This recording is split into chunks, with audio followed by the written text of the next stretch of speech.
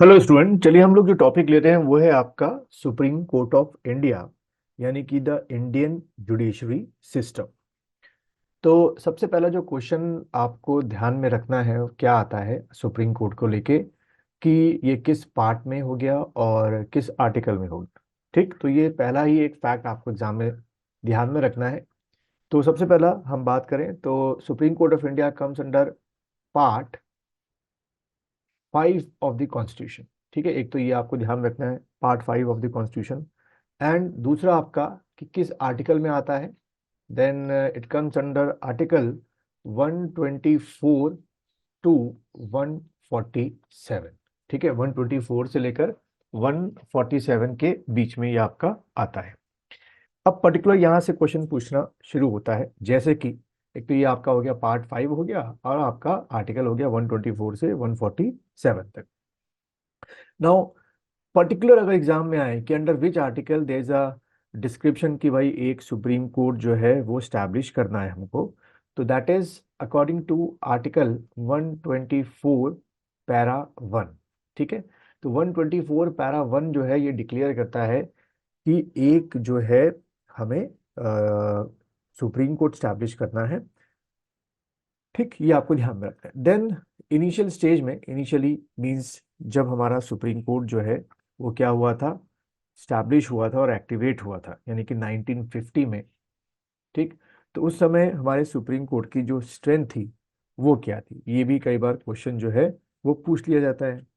तो initially 1950 supreme court की जो स्ट्रेंथ थी, आपको ध्यान रखना है 7+1। अब यहाँ पे जो वन मैं बार बार बोलूंगा वो है चीफ जस्टिस ऑफ इंडिया। ठीक है, यानी कि शुरू में आपके 7+1 थे और अभी करंट टाइम में आपका जो हमें स्ट्रेंथ पता चलती है दैट इज 33+1। ठीक है, यानी कि 33 आपके जजेस हैं और प्लस यानी कि चीफ जस्टिस ऑफ इंडिया हो गया। तो इनिशियली देखा जाए टोटली जो स्ट्रेंथ थी सुप्रीम कोर्ट की वो 8 थी आपकी, और अभी देखा जाए जो स्ट्रेंथ है सुप्रीम कोर्ट की दैट इज 34। ठीक, ये आपको ध्यान में रखना है। नाउ ये जो स्ट्रेंथ है आपकी, जिसको हम लोग क्या कर सकते हैं, इंक्रीज या डिक्रीज कर सकते हैं, that is in the hand of parliament. ठीक है, तो ये एक अगला नेक्स्ट एक और आपका फैक्ट हो गया जो एग्जाम में आ सकता है कि which authority has a power to decrease और इंक्रीज द नंबर ऑफ जजेस in supreme court. So parliament has a power to decrease और इंक्रीज द नंबर ऑफ जजेस इन सुप्रीम कोर्ट। ठीक है, ये आपको ध्यान में रखना है। ना एक और क्वेश्चन आता है कई बार एग्जाम में जो अक्सर स्टूडेंट्स को कंफ्यूज कर देता है, और वो क्वेश्चन क्या है कि क्या सुप्रीम कोर्ट की कोई करेंटली बेंच या सीट जो है, क्योंकि भाई आपका सुप्रीम कोर्ट जो है वो कहाँ पर है, आपका दिल्ली में आपका है सुप्रीम कोर्ट।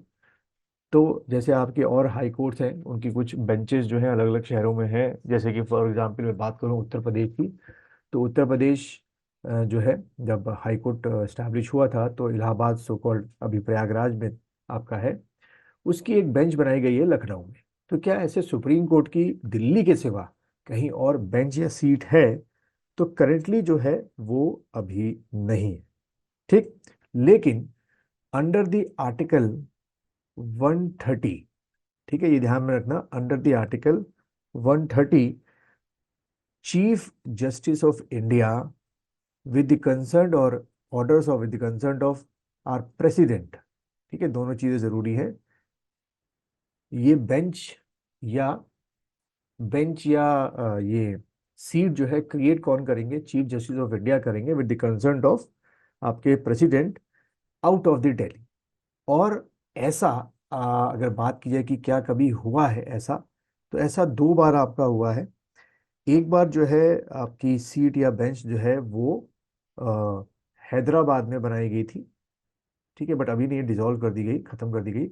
एंड दूसरी आपकी एक सीट या बेंच जो है वो आपके श्रीनगर, जम्मू कश्मीर के श्रीनगर में बनाई गई थी, बट इसको अभी खत्म कर दिया गया है। लेकिन एग्जाम में आ सकता है कि विच अथॉरिटी और which person has the power to create the bench और seat of supreme court, then you going to teach under the article 130 of the constitution. Chief justice of India ऐसा कर सकते हैं, लेकिन कंसर्न आपके president की होनी चाहिए। ठीक है, ये एक थोड़ा सा एग्जाम में अक्सर पूछ लेते हैं। नाउ नेक्स्ट पार्ट की तरफ बढ़ते हैं कि what is the basic qualification. ठीक है, what is the basic qualification, basic qualification किसकी, टू बिकम अ जज ऑफ सुप्रीम कोर्ट। तो एक मैं शॉर्ट में बता देता हूँ आप लोग को, ये फॉर्मूला ध्यान रखना, बहुत मत करेगा। पहले तो आर्टिकल समझ लेते हैं, कौन सा आर्टिकल है, that is article article 124 para 3।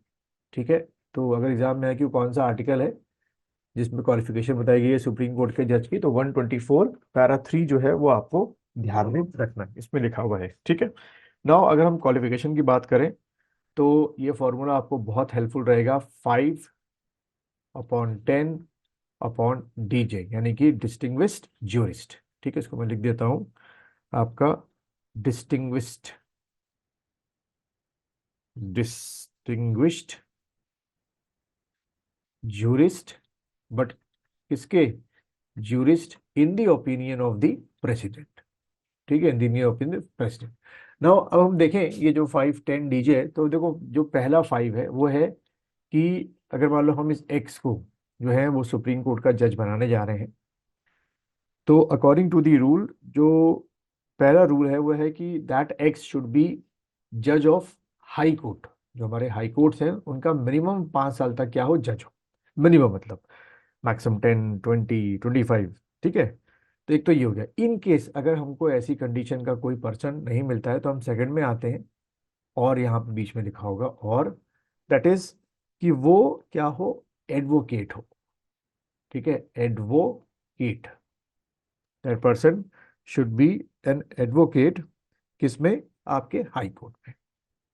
ठीक, और अगर ये भी नहीं मिलता तो हम जो है वो थर्ड अपनी कंडीशन में आएंगे कि that person should be a distinguished jurist. ठीक है, तो ये चीज आपको ध्यान में रखनी है। नाउ बात की है कि ऐसे कौन से आपके सुप्रीम कोर्ट के जज थे जो due to the medical condition not become a chief justice of India. ठीक है, तो आपको नाम ध्यान रखना है, सैयद जफर इमाम। ठीक है, सैयद जफर इमाम। ठीक है, इन 1960 ये हुआ था कि he going to become a जज of, sorry, chief justice of India, but due to the paralysis उनको लकवा आ गया था, और वो आपके सुप्रीम कोर्ट के जो जज हैं, सॉरी चीफ जस्टिस जो है वो नहीं बन पाए थे। ठीक है, नाउ अगला, अगर सुप्रीम कोर्ट के जो जजेस होते हैं उनको, पहले तो उनका रिटायरमेंट एज क्या है, उनका 65 ईयर्स है। ठीक है, एक तो ये ध्यान में रखना है। लेकिन अगर उनको रिमूव करना है, ठीक है, तो वो रिमूव कौन कर सकता है, दैट इंस्टीट्यूशन इज पार्लियामेंट। ठीक है, कि the parliament can remove the जजेस ऑफ सुप्रीम कोर्ट, और उसका बेस होना चाहिए, ऐसा नहीं कर सकते, इज अ टू बेसिस। एक है आपका प्रूव्ड मिस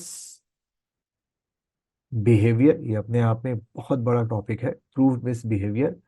और दूसरा जो आपका रीजन होना चाहिए, दैट इज इनकैपेसिटी, इनकैपेसिटी। ठीक है, तो ये थोड़ा सा आपको ध्यान में रखें। तो अगर आपको ये सुप्रीम कोर्ट के ऊपर लेक्चर अच्छा लगा है तो इसको लाइक कीजिए, शेयर कीजिए, और अपने दोस्तों को इस चैनल के बारे में बताइए।